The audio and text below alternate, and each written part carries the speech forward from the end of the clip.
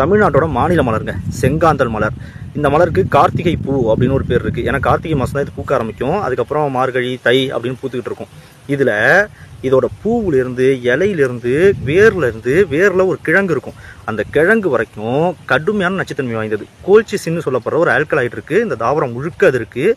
அந்த கிழங்குலேருந்து இந்த செடியோட எந்த உறுப்பை நம்ம சாப்பிட்டாலும் மரணம் உறுதி. இது அந்த காலத்துலாம் தற்கொலை பண்ணுறது கூட பயன்படுத்தினாங்க. இப்போ எப்படி அரளி விதையெல்லாம் சொல்கிறோம், அந்த மாதிரி பயன்படுத்தினா சொல்லுவாங்க. இப்போ ரீசெண்டாக கூட யாரோ ஒருத்தர் சொன்னதை கேட்டு செங்காந்தல் மலரோட அந்த தண்டை ஏதோ மூலிகைன்னு சொல்லி நிறைய மூலிகை அது பயன்படுது. ஆனால் அது அப்படியே சாப்பிடக்கூடாது.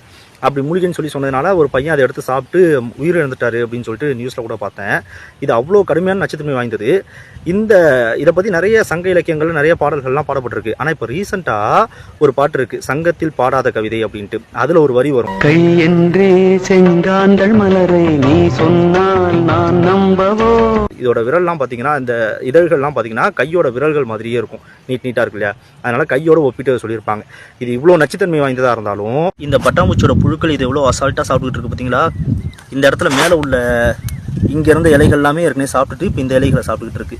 பொதுவாகவே பட்டாம்பூச்சி அந்துப்பூச்சியோட புழுக்கள்லாம் விஷத்தன்மை வாய்ந்த தாவரங்களை தான் சாப்பிடும். ஆனால் அந்த விஷம் அதுக்கு ஒன்றும் பண்ணாது.